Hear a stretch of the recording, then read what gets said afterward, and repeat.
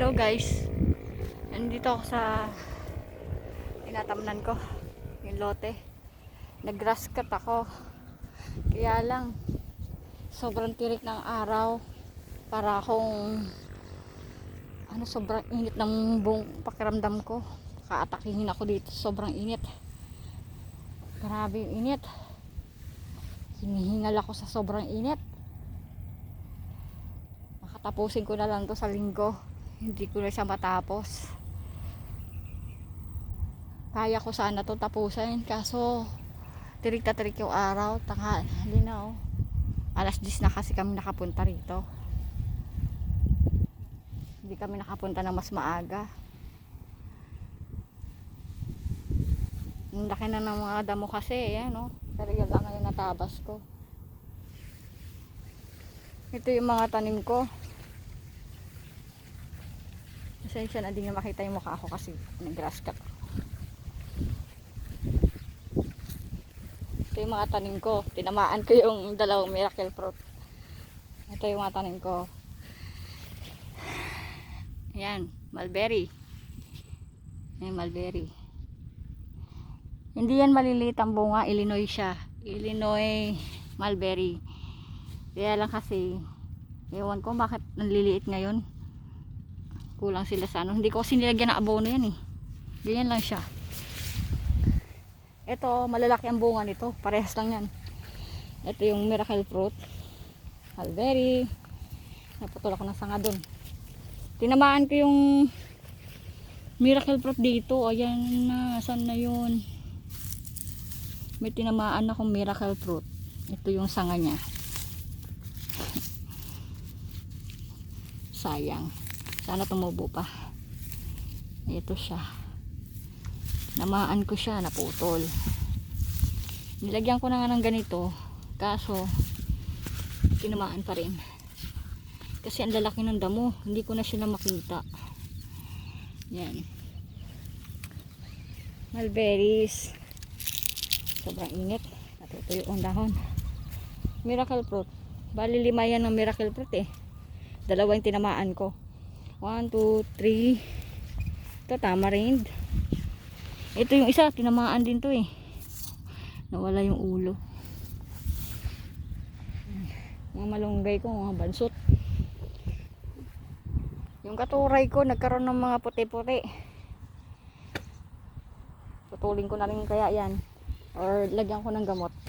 Dami kasing langgam dun oh. Mga langgam nag-ano dyan eh.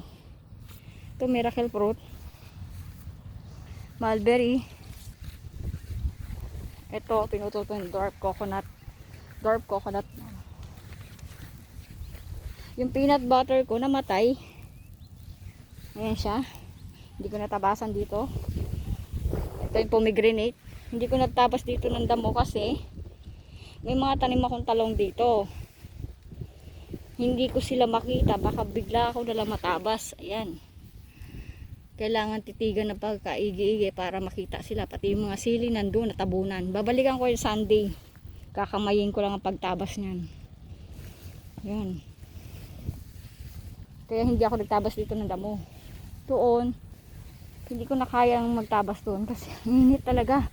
Talagang araw. Alas 12 na ng tanghali. Ito yung aking suha.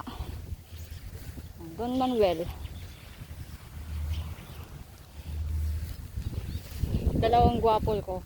Ito guys, may mga bunga to. So, ang bala ko sana, kakainin ko na lang yung bunga pagbalik ko dito. Ngayon, ang nakita ko na lang, ini na lang. Wala na. Mga tangkay-tangkay na lang na ano yan. Kinuha na nila ang bunga. Wala nang bunga.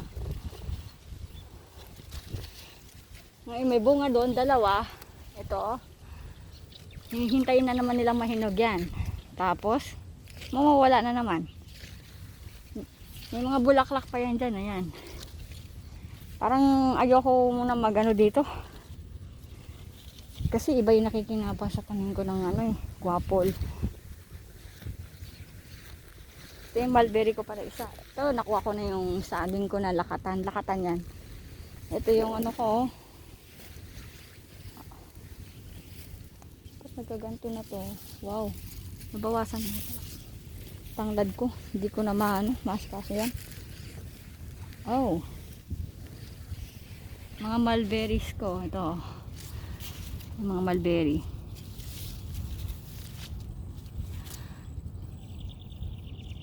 Kuha tayo ng mulberry. Ayan. Ayan pa. Baliwalo yung mulberries dito guys. Puro Illinois sila. Ito. Seedless duhat. Pinuputol ko yung sanga nila para hindi lumaki.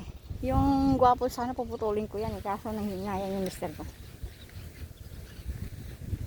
Ayaw niya pala paputulan. Pero itong mga to puputulan ko yan. Ito wala na rin bunga. Kinain na ng ibon. Ito punggok. Pinutol ko yan eh. Ito dayak. Ito dwarf din. Golden coconut. Ito tabibuya. Tabibuya. Pink tree.